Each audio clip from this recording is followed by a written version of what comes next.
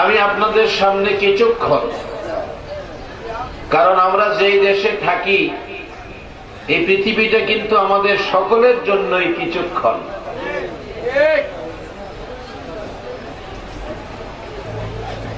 এক মাহফিলে গেলাম, দেখা হলো এক হিন্দু ধর্মের ঠাকুরের সাথে।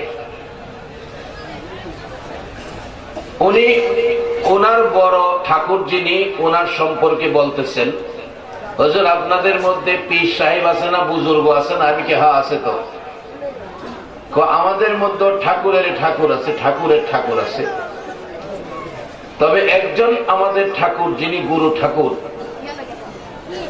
ইনি শরীরে যত পশম আছে ওনার বুজুর্গিটা 1 বছর পরে পরে একটা পশম খুইলা পড়বে, চুল 1 বছর পরে একটা চুল খুইলা পড়বে, এইভাবে সারা মাথা থেকে পাও পর্যন্ত সবগুলি চুল খুইলা পড়ার পরে ওনার মৃত্যু হবে। তাইলে ওনার কয় হাজার বছর লাগবে? উনি যে থিওরিটা দিলেন, আপনারা কি এটার মধ্যে বিশ্বাসী? আল্লাহ কোরআনে বলছে,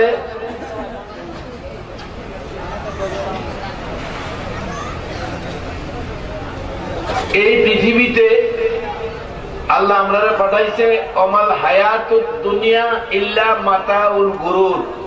পাও থেকে মাথা পর্যন্ত মাটির পিঞ্জরার মধ্যে হায়াত নামের একটা পাখি দিয়া দুনিয়াত পাঠাইছে। যে পাখিটা এটা ছলনাময়, যে কোনো সময় আপনাকে আমাকে ভালায় আইরা যাইবো। কে কোথায় আছেন, খাইছেন না না খাইছেন, ঘরে না বাইরে, দিনে না রাইতে, দেশে না বিদেশে, এই হিসাব এটা করে না। কারণ ওই দিন দেখলাম মাহফিলে যাচ্ছি, রাত্র 8টার দিকে টেলিফোন, বিদেশি নাম্বার রিসিভ করলাম, বলতেছে হুজুর আমি ইটালির থেকে টেলিফোন করছি, আপনাকে নিয়ে সারা ইটালিতে আজকে আলোচনা হচ্ছে। কি ব্যাপার? আপনার আলোচনার বাস্তবতা কেমন? আমাদের বাংলাদেশি একটা ছেলে মারা গেছে হসপিটালে, হসপিটাল থেকে লাশ বাংলাদেশে পাঠানোর জন্য আমরা চেষ্টা করতেছি। তার স্ত্রীর সাথে যোগাযোগ করলাম, অ্যাকাউন্ট স্ত্রীর নামে, স্ত্রী নাকি উত্তরা বাড়ি করে উত্তরা থাকে। স্ত্রীর কাছে টেলিফোন করলাম, কিছু টাকা পাঠান, আপনার স্বামী মারা গেছে, লাশটা বাংলাদেশে পাঠাবো। স্ত্রী বলল দেখেন হায়াত নাই, উনি মারা গেছেন, এত টাকা খরচ করে লাশটা আইনা লাভ কি, সিস্টেম থাকলে ওখানে মাটি দিয়ে দেন। স্ত্রী বলল। 15 মিনিট ওই ভদ্রলোক টেলিফোনে আমার সাথে কথা বলল, ভাইদের কাছে ফোন করলো, ভাইয়েরা বলল দেখেন আমরা তো গরিব মানুষ, এই ইটালি থাকে, টাকা কামাই করে বউয়ের নামে অ্যাকাউন্ট, আমরা 10 টাকাও দিছে না, কাজেই লক্ষ টাকা খরচ করে ভাইয়ের লাশ ইটালি থেকে আনা আমাদের সামর্থ্য নাই, আমরা গরিব, আমরা দিন মজুর। মার কাছে টেলিফোন করলো, মা কাঁদতেছে আর বলতেছে বাবারে প্রয়োজনে আমার রক্ত বিক্রি করে আমি টাকা দিব, আমার ছেলের লাশটা আমি মায়ের কাছে ফিরিয়ে দাও, আমি তোমাদের কাছে আমার ছেলের লাশটা ভিক্ষা চাই, ভিক্ষা চাই। ওই ছেলেটা বলতেছে হুজুর মায়ের কান্না যারা আমরা পাশে ছিলাম কেউ সহ্য করতে পারতেছি না, বলছে আমার ছেলের লাশটা আমি, মা ভিক্ষা চাই, তোমরা আমার ছেলের লাশটা বাংলাদেশে পাঠাও। ওই ছেলেটা বলল হুজুর স্ত্রী কি কইল, ভাইয়েরা কি কইল, আর মা কি কইতেছে?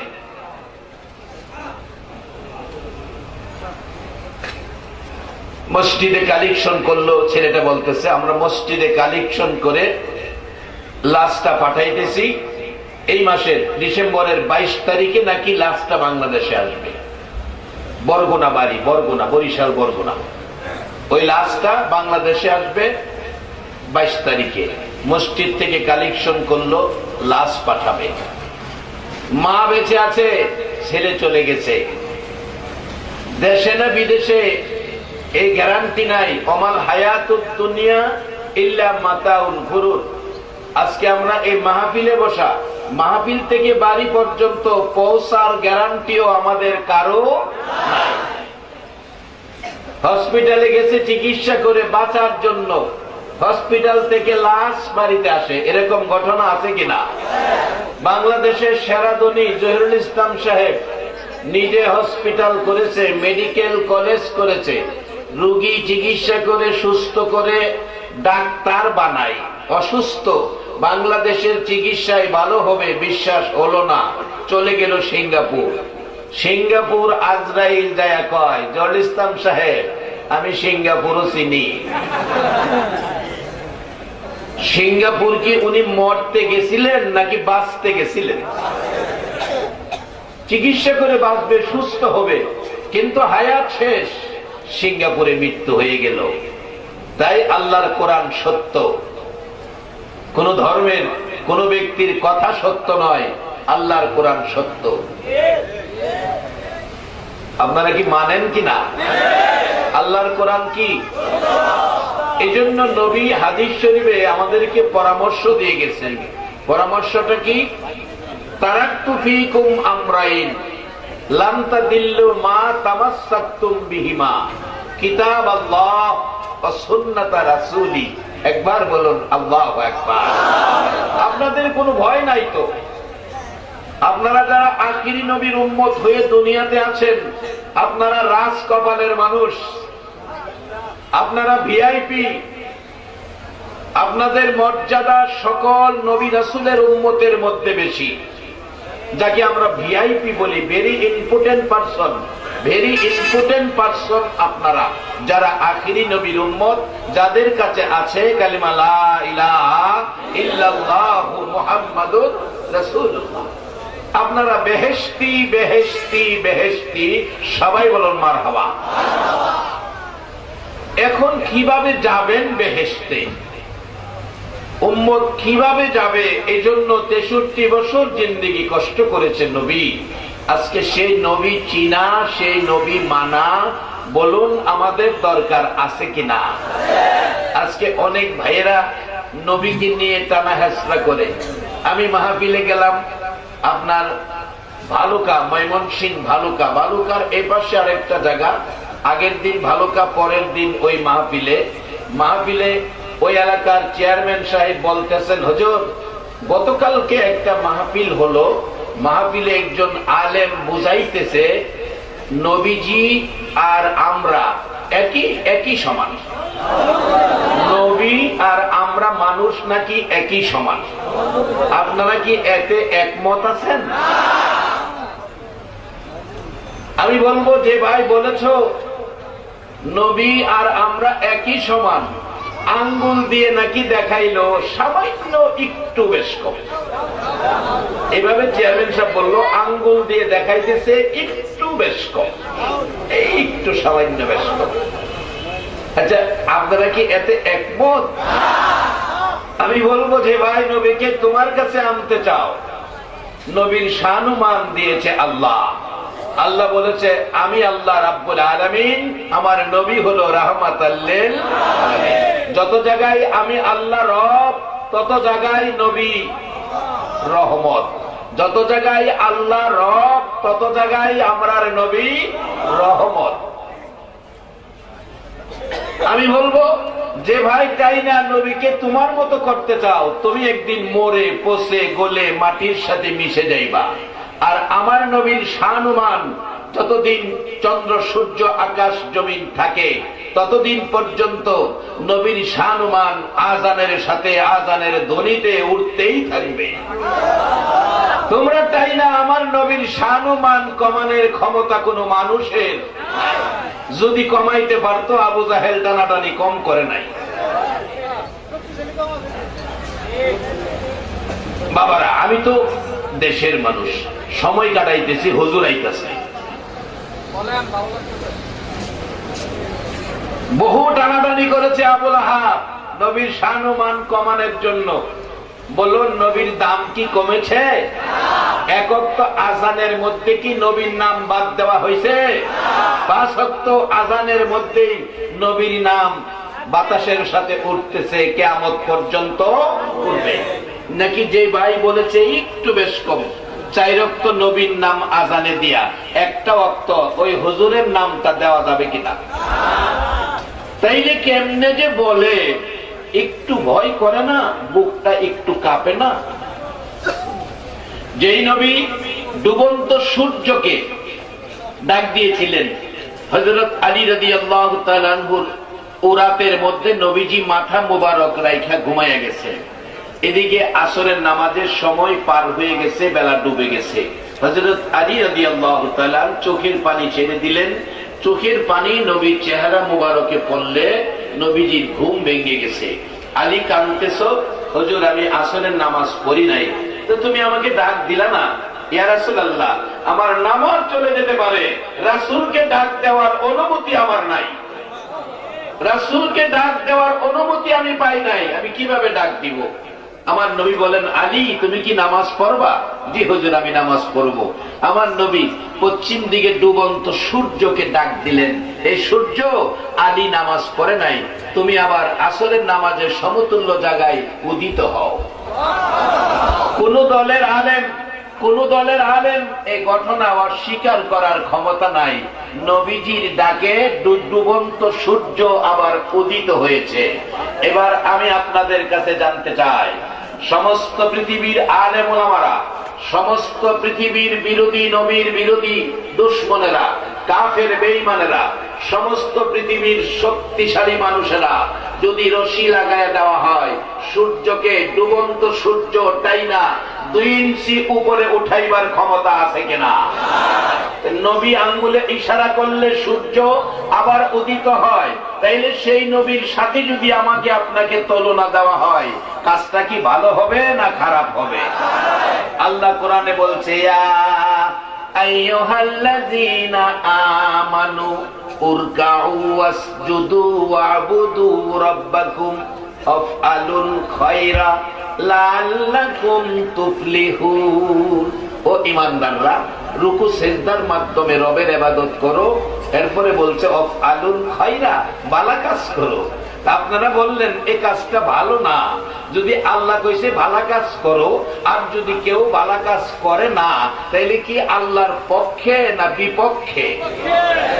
আল্লাহ রাসূলের বিপক্ষে যারা চলবে, যারা এরকম মন্তব্য করবে, তাদের নসিব মন্দ, নসিব খারাপ।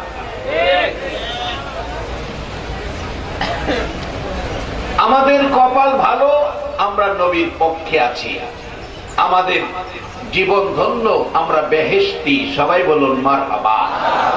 বাবারা ভাইয়েরা, এই দেশে আমরা কিছুক্ষণের জন্য, যেই কথাটা আমার মূল কথা ছিল, আমরা কিছুক্ষণের জন্য এই দেশে আছি।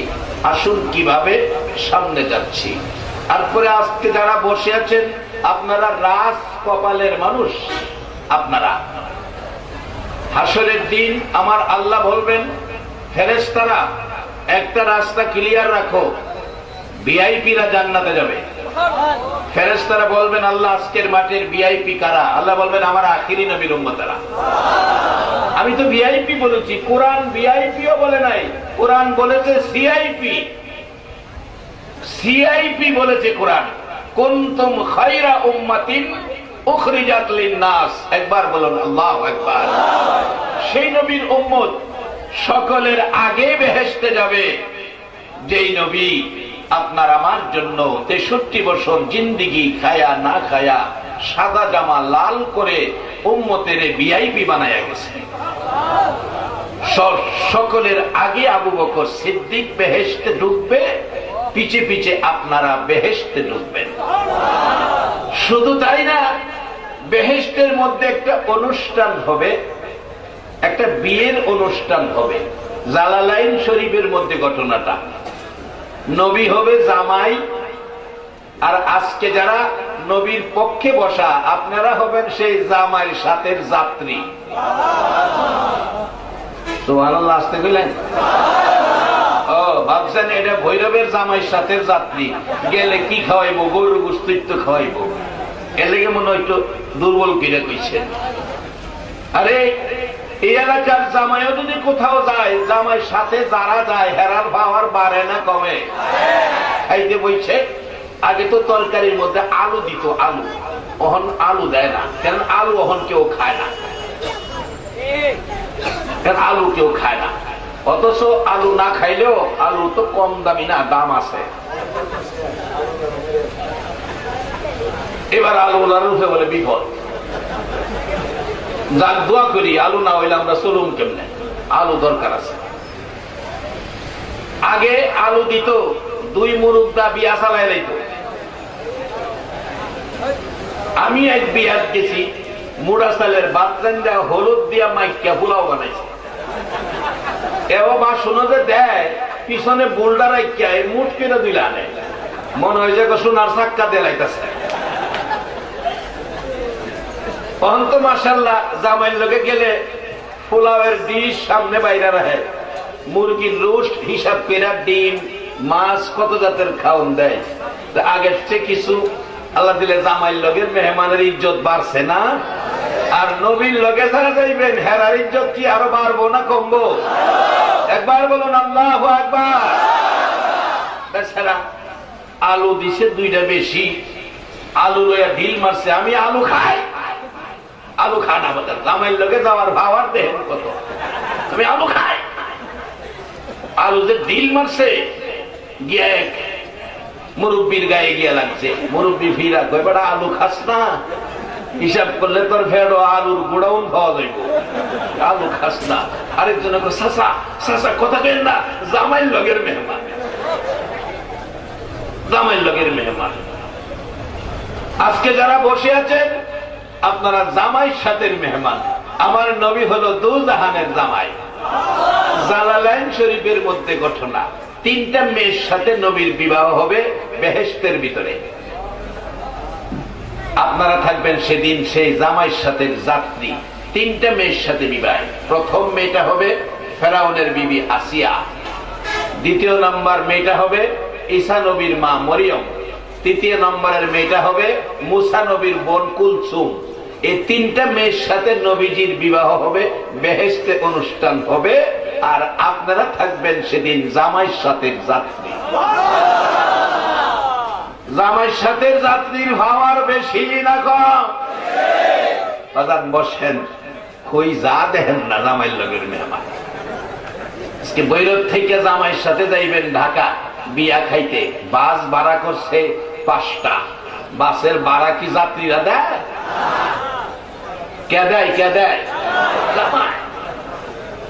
আমরা এমন এক জামাইয়ের সাথে যাত্রী, যেই যাত্রী জান্নাতে ঢোকার আগ পর্যন্ত যা কিছু প্রয়োজন সবকিছু বহন করবে, সেই জামাই। সবাই বলো মারহাবা।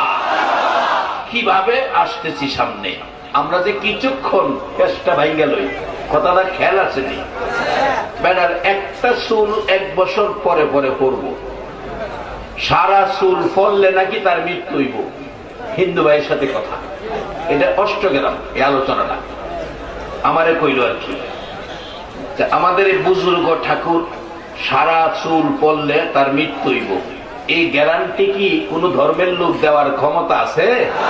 আল্লাহ কইছে ক্ষমতা নাই। অমাল হায়াতুদ দুনিয়া ইল্লা মাতাউল গুরুর। ক্ষমতা নাই, গ্যারান্টি নাই। গ্যারান্টি দেওয়ার জিনিস দিয়া তোমারে বানাইছি ওই না। বলে জিগাইলে কি দিয়া বানাইছেন? আল্লাহ পরিষ্কার কোরআনে কইব, ইন্না খলাকনাল ইনসানা মিন নুতফা, ইন্না খলাকনাল ইনসানা মিন নুতফা। আমি সৃষ্টি করিয়াছি মানুষ নুতফা দ্বারা। নুতফা দ্বারা কি এর বাহাদুরি করেন, অহংকার গৌরবী করেন? এমন এক জিনিস দা বানাইছে, এটা ফসা দুর্গন্ধযুক্ত। কিন্তু এই বেচারা বলে মরতো না, মরবো সারা চুল ভৈরা সারলে। এরকম বুজুর্গ একজন গেছে দেখতো, এই ধর্মের লোক। গিয়া দেখি উনি কি করে, গিয়া দেখে একটা বাঙ্গা কোলা মাথার দা বই রয়েছে। বাঙ্গা কোলা, কোলা চিনেন তো? বালাও না, বাঙ্গা বই রয়েছে। গিয়া পায়ের মধ্যে কদম বসি করছে, ডাকতেছে ঠাকুর কর্তা এখানে বসে রয়েছেন, আপনার জন্য হাদিয়া নিয়ে আসছি, আপনাদের সম্মান করব, নমস্কার করব, শ্রদ্ধা করব, আপনার ঘরে যান, ঘরে যান। ওই ভদ্রলোক তো নাকি কইতাছে, বাবারে ঘরে যাবো, আমার তো ঘরই নাই, কারণ কয়দিন থাকুম দুনিয়ায়।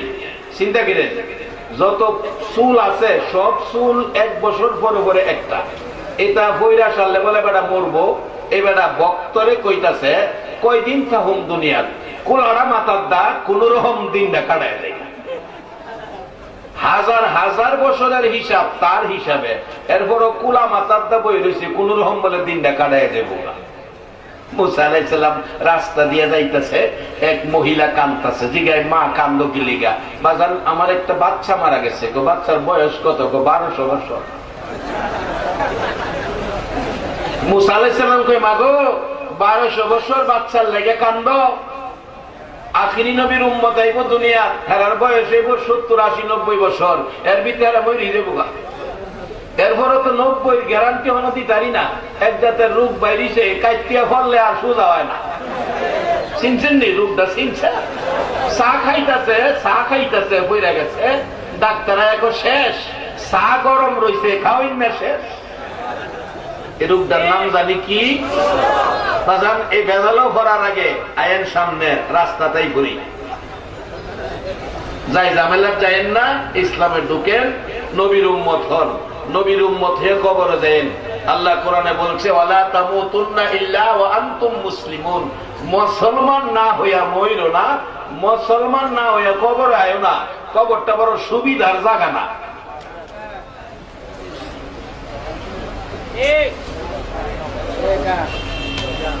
বাজান আমরা যে দেশে আছি, একটা বৎসরের গ্যারান্টি দেওয়ার ক্ষমতা আপনাদের কারো আছে? একটা মাসের গ্যারান্টি দেওয়ার ক্ষমতা? তাই এখান থেকে আমাদের আজকে কি নিতে হবে? আমি বলছিলাম আপনারা সকলেই জান্নাতি। জান্নাত বানাইছে আল্লাহ। বলুন জান্নাত বানাইছে কে? আরো জোরে কর। আর এই জান্নাতি হওয়ার জন্য, জান্নাতি বানানোর জন্য যাকে পাঠাইছে ইনি হলেন মুহাম্মাদুর রাসূল। যারা রাসূল নিয়ে টানা হেঁচড়া করে, এরাও নবীর সুপারিশ ব্যতীত জান্নাতে যাওয়ার কোন রাস্তা নাই।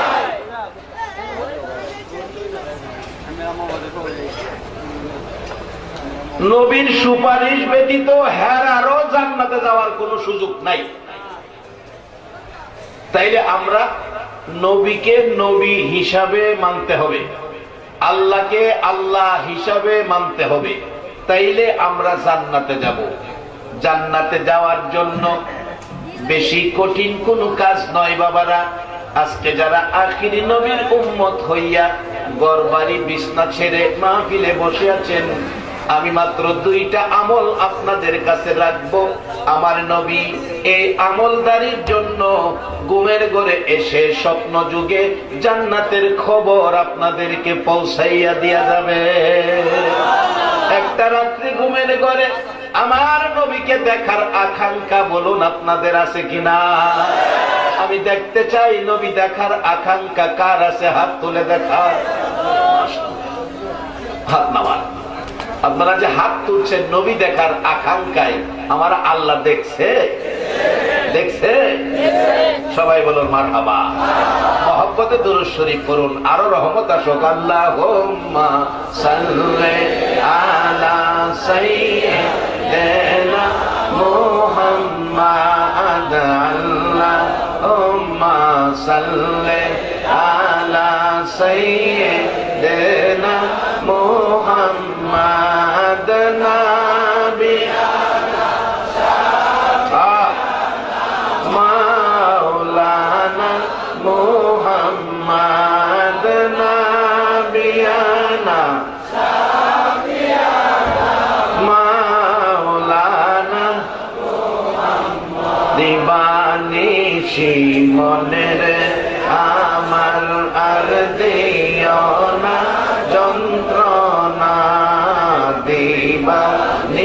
বেশি মনে রে আমার আর দিও না যন্ত্রণা, হায়রে দানে যদি হইতাম ধনী যাইতাম সোনার মদিনা, হায়রে দানে যদি হইতাম ধনী যাইতাম সোনার মদিনা। আল্লাহুম্মা সাল্লি আলা সাইয়্যিদিনা মুহাম্মাদ, আল্লাহুম্মা সাল্লি আলা সাইয়্যিদিনা মুহাম্মাদ, নাবিয়ানা মাওলানা মুহাম্মাদ, নাবিয়ানা মাওলানা বালাগাল উলা বিকামালিহি কাশাফাত দুজা বিজামালিহি আসনাত জামিউ খিসালিহি সাল্লু আলাইহি ওয়া আলিহি। আপনারা জান্নাতে যাইতে রাজি আছেন কিনা? প্রথম নম্বরে জান্নাতে যাইতে টিকিট লাগবে। টিকিটটা কি? কালিমা লা ইলাহা ইল্লাল্লাহু মুহাম্মাদুর রাসূলুল্লাহ সাল্লাল্লাহু আলাইহি সাল্লাম।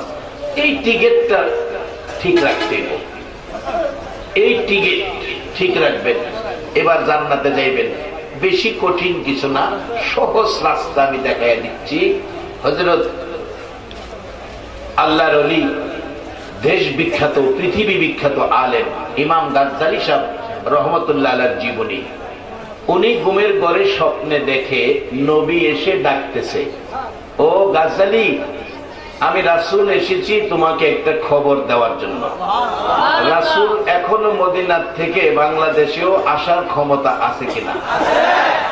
ভারতেও যাই করবো, তাইলে কয়েক বছর আগের খবর নেন, অতিরিক্ত 15-16 বছর হবে। 16 কোটি হিন্দুর দেবতা ডক্টর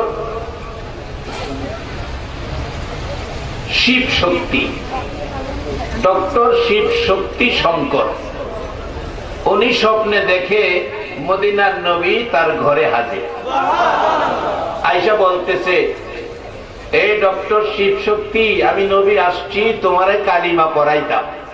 তাহলে এখনো নবী দাওয়াতের কাজ করতে পারে, কালিমা পড়াইতে পারে। এই ক্ষমতা নবীর আসতে গেলেন যে বাজান, ভয় পায় না, কোন দলের আলেম অস্বীকার করার ক্ষমতা নাই। কেউ কালকে আপনারে প্রশ্ন করতে পারবে না, চিন্তা করেন না। ডক্টর শিব শক্তি এই চেহারা, আল্লাহু আকবার। মা আমেনা বলেন, পৃথিবীর মানুষেরা রে, যেদিন আমার মক্কার এতিমখানায় আমার এতিম মুহাম্মদ তাশরিফ এনেছে, আমি দেখি আমার ঘরে যেন সকালবেলার উদিত সূর্য ঢুকে গেছে। সেই সুন্দর নবী ডক্টর শিব শক্তির ঘরে। ডক্টর শিব শক্তি বলেন, এই সুন্দর নবী, মায়ার নবী, মা নাই বাবা নাই নবী, আমার ঘরের মেহমান পাইয়া দেরি করি নাই, নবী পাকের হাত ধরে কালিমা পড়ে মুসলমান হয়ে গেলাম। বাবারা, সেই নবী, আপনারা নবীর আশেক পাগল, আপনাদের ঘরেও নবী একদিন আসার ক্ষমতা আছে কিনা? আমি দোয়া করব মন ভরে অন্তর থেকে, আজকে যারা এই মাহফিলের আয়োজন করেছে, ব্যবসায়ী ভাইয়েরা যারা দূর দূরান্ত থেকে এসে রাত্রভর সময় দিয়েছেন, জীবনে কত রাত বিশ্বকাপের খেলা দেখা কাটাইছো গো, নবীর ভালোবাসার একটা রাত দিয়া যাও।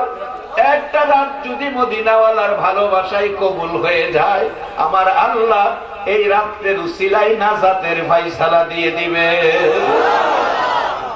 আমার নবীর প্রাণপ্রিয় মহব্বতের সহিত ডক্টর শিব শক্তিকে কালিমা পড়াইয়া মুসলমান বানাইলেন।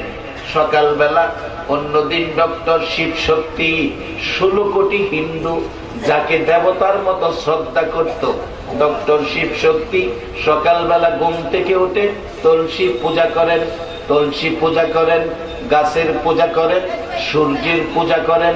আজকে দরজাই খুলে না, 9টা বাইজা গেছে, দরজা খুলে না। বিবি নাস্তা নিয়ে ডাকতেছেন, ঠাকুর কর্তা কি হলো আপনার দরজা খুলেন না কেন? দরজা খুলেন, নাস্তা খান। দরজা খুলে দিলে বিবি ডাকতেছে, ঘর থেকে বাহির হন না। ঘর থেকে বাহির না হইয়া কেন ঘরের মধ্যে বসে আছেন? ডক্টর শিব শক্তি ডাকি, বিবি বিবি গো, ঘরের দিকে তাকাইয়া দেখো বিবি, আমার ঘরে এক মহান অতিথি আইসা গেছে। ডক্টর শিব শক্তির বিবি বলেন, আমি ঘরের দিকে তাকাইয়া দেখি ঘরটা যেন রহমত বরকতে ঝিলমিল করে, জান্নাতের শান্তি ঘরের মধ্যে দেখা যায়। বিবি ডাকতেছে, স্বামী কে আসছিল গো? ও স্বামী বলো কে আসছিল?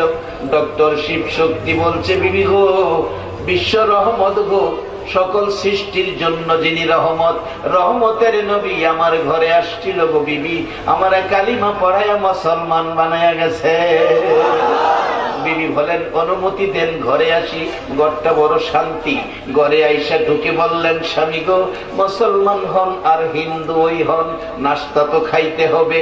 নাস্তা বানাই আনছি, রুটি ভাজি খান, রুটি তরকারি খান।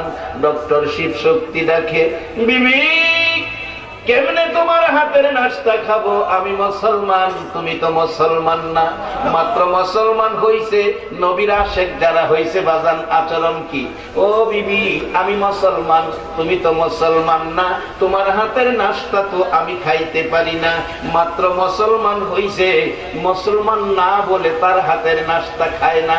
আর আমরা মুসলমান, হিসাব কিতাব নাই, যা পায় তাই পাই।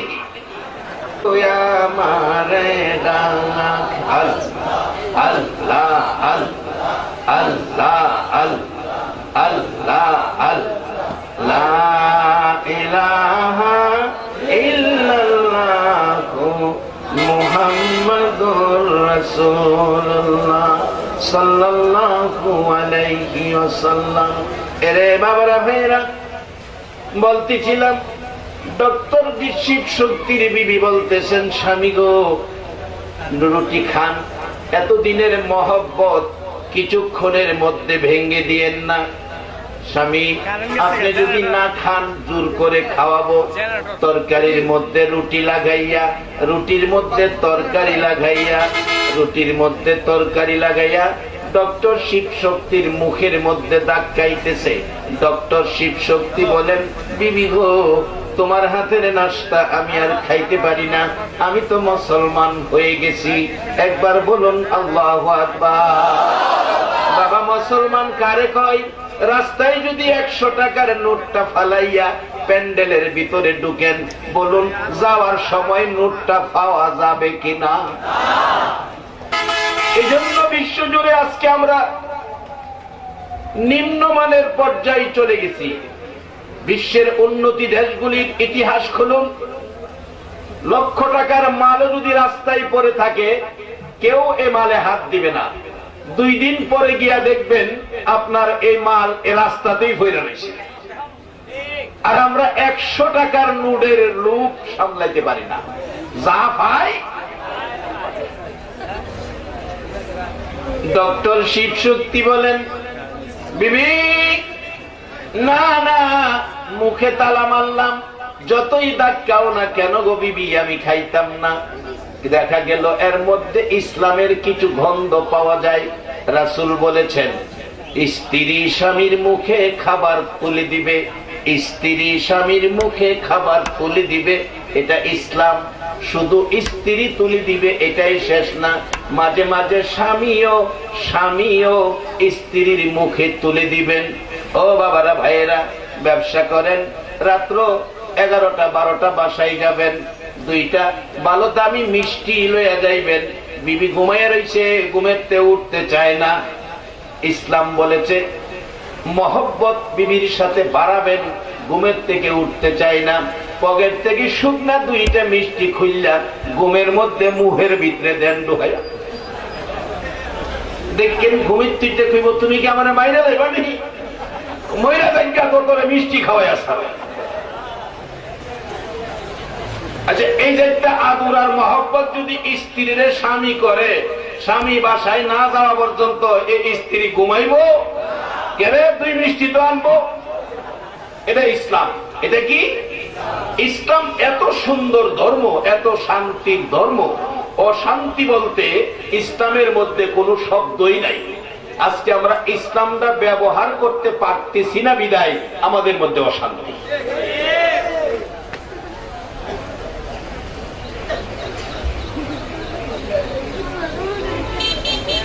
বাজান কষ্ট হইতেছে? অন্ত কষ্ট হইলে কইতেন না, রাত শেষ আর যাইবেন কই? অনেক সময় বিমত হইল ওইটাই। ডক্টর শিব শক্তি বলেন, বিবি না না ডাকাইও না,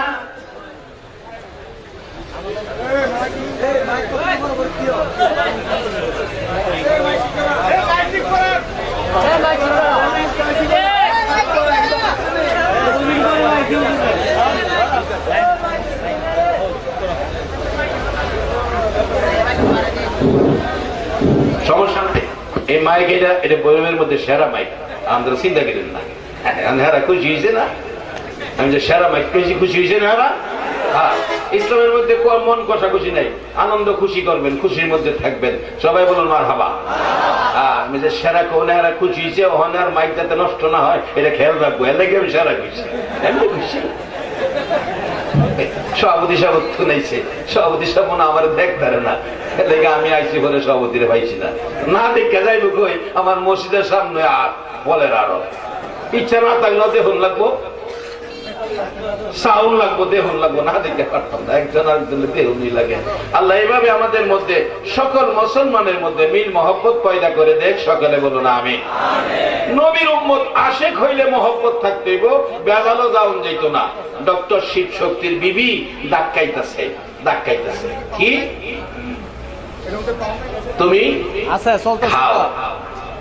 ডক্টর শিব শক্তি না, তোমার হাতে নাস্তা আমি খাইতাম না, কারণ আমি মুসলমান হয়ে গেছি, তুমি তো মুসলমান হও নাই।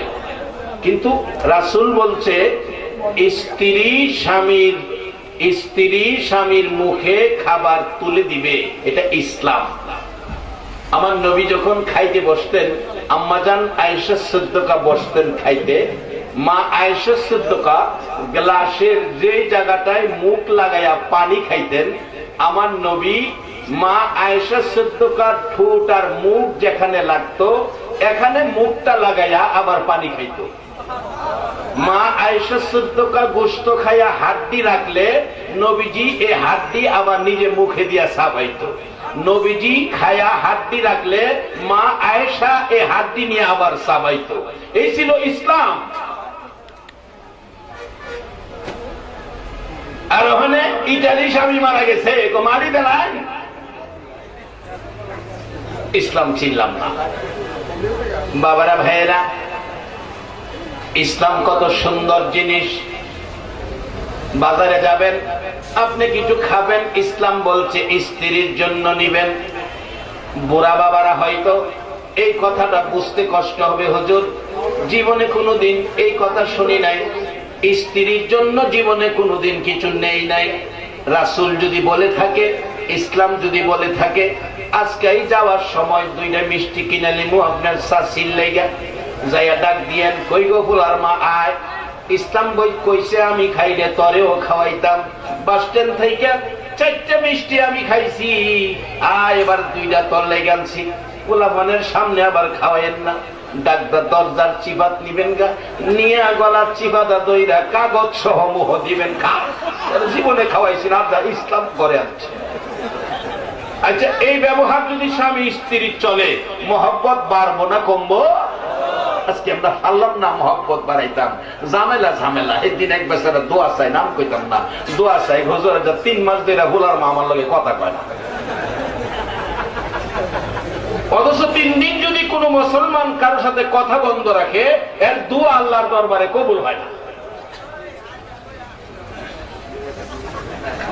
ডক্টর শিব শক্তি বলেন, বিবি না না, তরাতের নাস্তা আমি খাবো না।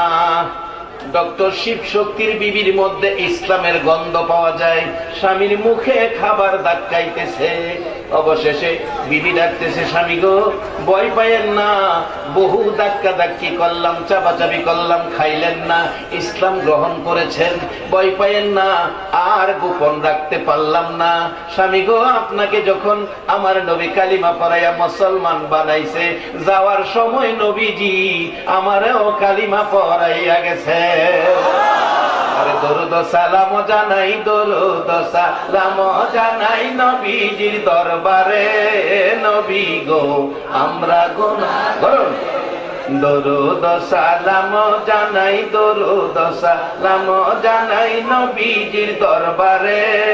নবী গো আমরা গুনাহগারে, আমরা গুনাহগারে জানাই, আমরা গুনাহগারে, আমরা গুনাহগারে জানাই, আমরা গুনাহগারে। নবী গো আমরা গুনাহগারে। আল্লাহ পাকের ফেরেশতারা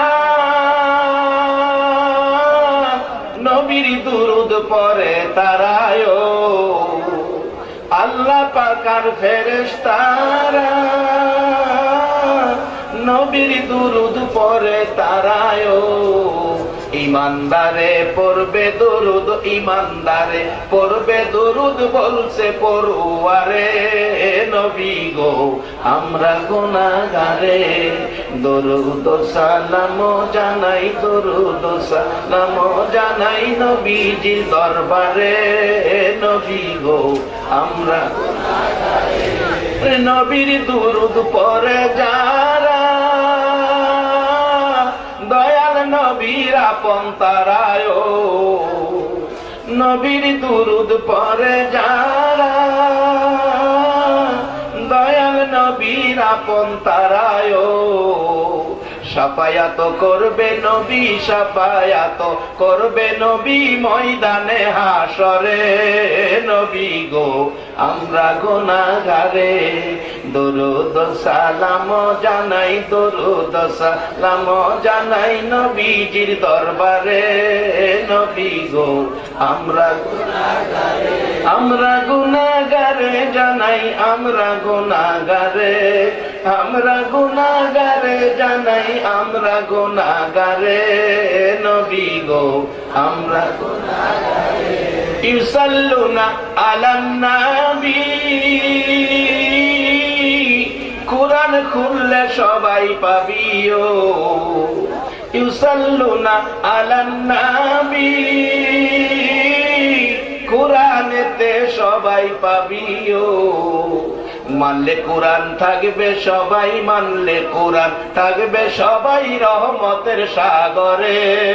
নবী গো আমরা গুনাহগারে, আমরা গুনাহগারে, দরুদ সালাম জানাই, দরুদ সালাম জানাই নবীজির দরবারে। নবী গো আমরা গুনাহগারে। আমার নবীকে ঘরে পাওয়ার জন্য কিভাবে পাইতে পারেন সে কথা বলছিলাম। ডক্টর শিব শক্তির ঘরে মদিনার নবী এসেছে, ভারতের জমিনে কোন দলের আলেম অস্বীকার করার ক্ষমতা নাই, কোন দলের আলেম তা নিয়ে সমালোচনা করার সুযোগ নাই। ডক্টর শিব শক্তির বিবি বলেন, স্বামী গো নবীজি আমারেও কালিমা পড়াইয়া গেছে। ডক্টর শিব শক্তি ডাকে, বিবি আয় আমার বুকে আয়, তোর কপাল ভালো, আমারও কপাল ভালো। দুইজন আনন্দে আত্মহারা কালিমা পড়ে মুসলমান হয়ে অবশেষে তার বিয়ের উপযুক্ত মেয়ে দৌড়ায় আসছে। মা তুমি খুশি? বাবা তুমিও খুশি? কারণ কি, ঘটনা কি? মেয়ে প্রশ্ন করলে বাবা জবাব দিচ্ছে, ও মা আমি তো আখিরি নবীর হাত ধরে কালিমা পড়ে মুসলমান হয়ে গেছি। নারে তাকবীর, নারে রিসালাত। আল্লামা ডক্টর মুফতি সালি সাহেবের আগমন, শুভেচ্ছা স্বাগত। আল্লামা ডক্টর মুফতি মোহাম্মদ কফিলউদ্দিন সরকার সালি সাহেবের আগমন, শুভেচ্ছা স্বাগত। নারে তাকবীর। আল্লামা হাফেজ তোফাজ্জল সাহেবের আগমন। বাবারা একটা মারহাবা কর। আমি বলবো ফল ব্যবসায়ী ভাইদের জীবন সার্থক। এমন ব্যক্তিদ্বয় এই মাটিতে পাও রাখলেন, এমন ব্যক্তিদ্বয় ভৈরবে আগমন করেছেন, তাদের বর্ণনা করার মতো ভাষা আমার নাই। বিশ্ববরণ্য আলেম যিনি এই মুহূর্তে আসছেন, আমার অত্যন্ত শ্রদ্ধাভাজন ব্যক্তিত্ব। জানুয়ারির 5 তারিখে আমার গ্রামে রামনগর আসবেন, আপনাদেরকে দাওয়াত করে গেলাম।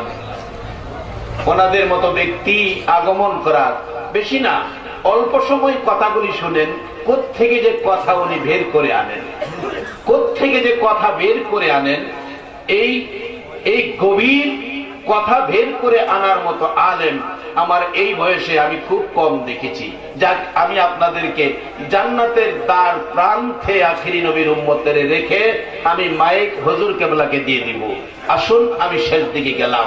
এবার ডাকতেছে ডক্টর শিব শক্তির মেয়ে, বাবা তুমি খুশি, মা খুশি, কারণ কি? মাগো খুশির কারণ আখিরি নবী কালিমা পড়াইয়া মুসলমান বানাইছে। মা তুমি, আমিও মুসলমান। এবার মেয়ে বলতেছে, বাবা মা তোমাদেরকে কালিমা পড়াইয়া যাওয়ার সময় নবী আমারও কালিমা পড়াইয়া গেছে।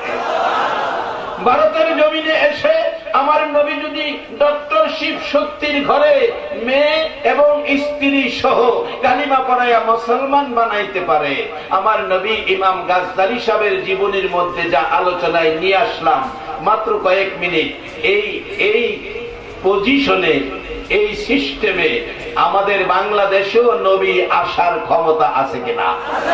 কার ঘরে আসবে? এবার বাস্তবতায় গেলাম। ইমাম গাজ্জালি সাহেব রহমাতুল্লাহ আলাইহির জীবনী থেকে বললাম। হুজুর বললেন, আমার নবী ডাকলেন, গাজ্জালি তোমার মহল্লায় একটা লোক মারা গেছে, লোকটার নাম আব্দুর রহমান, লোকটা বেহেশতি, আমি রাসূল বলে গেলাম। জানতে চাই আপনাদের কাছে, দেখি আপনাদের ইমানি পাওয়ার কত। রাসূল যাকে বেহেশতি কয়, আল্লাহ কি তাকে দুজুকি কইব কিনা? কইব? অনেক ঘটনা আছে, রাসূল যা কয় আল্লাহ তা মাইনা নেয়। অনেক ঘটনা। যাবেন মদিনায় 2 কেবলার মসজিদ, মসজিদে কেবলাতাইন, যারা গেছেন দেখেছেন। যাই না ওদিকে, হুজুর এসে গেছে, আমি শেষ দিকে এসে গেছি, আমি একেবারে শেষ প্রান্তে। এবার বলছে তুমি যাইয়া আব্দুর রহমানকে কাফন দাফন করবে, সে বেহেশতি, আমি রাসূল বলে গেলাম। সকালবেলা গিয়ে খুঁজে বের করলেন, বললেন আব্দুর রহমান বেহেশতি, রাসূল বলে গেছে, আমি গাজ্জালি এসেছি তার কাফন দাফনে শরীক হব। লোকেরা কয়, হুজুর আপনার মতো এত বড় একজন আলেম, একজন আল্লাহওয়ালা, আব্দুর রহমানের কাফন দাফনে শরীক হবেন, আব্দুর রহমানের ভাগ্য তো ভালো। ইমাম গাজ্জালি বলেন, রাসূল বলেছে আব্দুর রহমান বেহেশতি। আমি জানতে চাই আপনাদের কাছে, এই কি আমল করে বেহেশতি হলো? লোকেরা কয়, হুজুর এত একজন শ্রমিক, কাঠ মিস্ত্রি, কাঠের কাজ করে, এর বাইরে তো বড় আলেমও না, হাফেজও না, আমলের বেলায়ও তো আমরা তেমন কিছু দেখি না। ইমাম গাজ্জালি বলেন, তার স্ত্রীর সাথে কথা বলি, পর্দা করে দিলেন, পর্দা করে দিলেন। বলুন, পুরুষ আর মহিলার মধ্যে পর্দা থাকা দরকার আছে কিনা? আমরা তো পর্দা নাই, যায় ডাকে, মালিক ভাই বাড়িতে আছো? মালিক ভাই, একজনে কইতেছে বাড়িত নাই। তো ভাই যখন বাড়িত নাই, যে ভাবিরই দেখে যায়, গেছে ভাইয়ের কাছে, হলে ভাবিরে দেখতে না। মুসলমান কই পাইলা সেই অধিকার? কে বলছে তোমাকে ভাবিরে দেখতে? আল্লাহ আমাদেরকে মুসলিম জীবন গড়ার তৌফিক দান করুক, সকলে বলুন আমিন। এবার ডাকতেছেন, পর্দা করে দাও, পর্দা করে দিলেন। পর্দার ভিতরে বিবি, বাহিরে ইমাম গাজ্জালি। মাগো তোমার স্বামী জান্নাতি, কি আমল করেছে তোমার কাছে জানতে চাই। মহিলা কাঁদতেছে আর বলতেছে, হুজুর আমার স্বামী কাঠমিস্ত্রি, বড় আমল তো করে নাই, 2টা আমল আমার জীবনে দেখেছি। কি 2টা আমল? হুজুর আমার স্বামী কাঠের কাজ করতে যাইয়া 2টা কাঠ একত্রে জোড়া দিবে, জোড়ার পজিশন করে জোড়ার মাঝখানে লোহা তার কাটা মারার জন্য হাতুড়ি পিছনের দিকে নেয়, হাতুড়ি দিয়ে আঘাত করবে। হুজুর আমি দেখছি গো, হাতুড়ি পিছনে নিচে লোহার উপর আঘাত করবে। এমন সময় যদি মসজিদের মিনারায় মাইকের আজানের ধ্বনি কানে আইসা যায়। আল্লাহু আকবার। আজানের ধ্বনি যখন কানে আসে, আল্লাহ মহান শব্দ যখন কানে আসে, আল্লাহর কসম পিছনের হাতুড়ি আর সামনে আনে না। পিছনের হাতুড়ি পিছনে পালাইয়া দৌড়াইয়া মসজিদে চলে যায়। এই একটা আমল দেখেছি। হুজুর আরেকটা আমল কি আমল? আপনার সামনে একটা কার্ডের থাক দেখা যায়, হুজুরের মধ্যে একখান কোরআন শরীফ দেখা যায়, হুজুর আমার স্বামী কোরআন পড়াও জানতো না। কারা গো আজকের মাহফিলের আয়োজন করেছো? কে গো আজকে আরামের ঘুম হারাম করে কোরআন সুন্নাহর পক্ষে বসে আছো? কোরআন কোথায় নিয়ে যাই? আমি শেষ দিকে গেলাম, ডাকতেছে হুজুর আমার স্বামী কোরআন পড়া জানতো না, কোরআন পড়া জানতো না। হুজুর আমার স্বামী এশারের নামাজ পড়ে ঘরে আইসা, এশারের নামাজ পড়ে ঘরে আইসা, হুজুর এসে গেছে, আসসালামু আলাইকুম।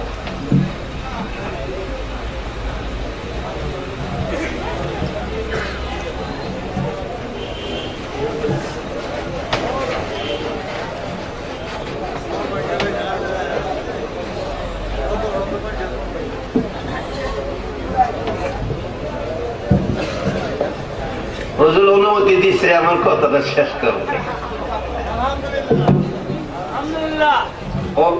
অন্য হুজুর হলে দিল না।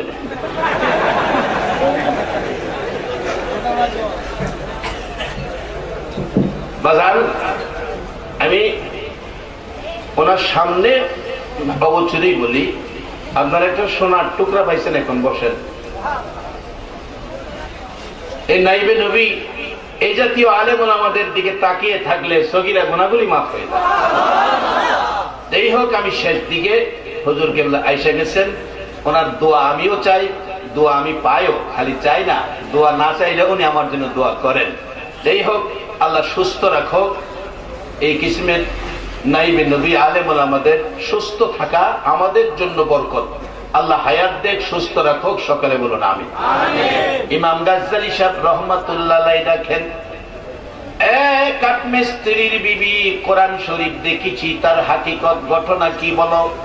ওই স্ত্রী কাঁদতেছে আর বলতেছে, হুজুর আমার স্বামী কোরআন পড়া জানতো না, কিন্তু কোরআনের মহব্বত ছাড়তো না।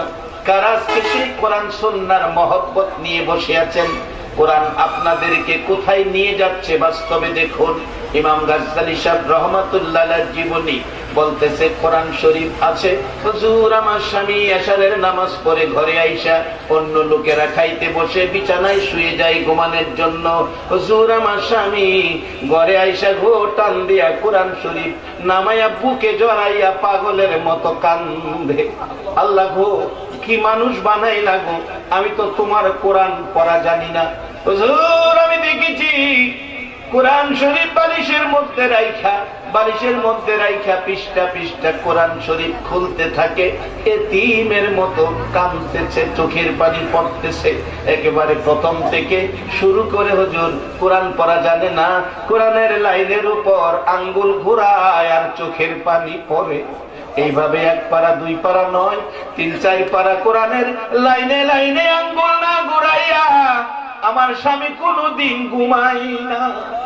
ইমাম গাজ্জালী সাহেব বলেন, টান দিয়ে কোরআন শরীফ নামাইলাম, পৃথিবীর মানুষেরা রে নামাইয়া দেখি কোরআনের পাগল, কোরআনের পাগলের চোখের পানি কোরআনের পাতায় পাতায় দেখা যায়। বাবারা আজান শুনলে নিজের কাজটাকে বাদ দিয়ে যারা মসজিদে দৌড় দিবে, কোরআন পড়া জানে না, কোরআনের লাইনে আঙ্গুল ঘোরাইয়া কাঁদবে। আল্লাহর কসম আমার নবী বলে গেছে গাজ্জালীকে, ওই আব্দুর রহমান জান্নাতি। এই দুইটা আমল দিয়ে নবীকে দেখবেন, জান্নাতি হবেন। এই অনুরোধ আপনাদের কাছে রেখে আমি হুজুরের কাছে এই একটু সময় বাড়তি নেওয়াতে বেয়াদবি ক্ষমা চেয়ে আমি আমার আলোচনা শেষ করে দিলাম।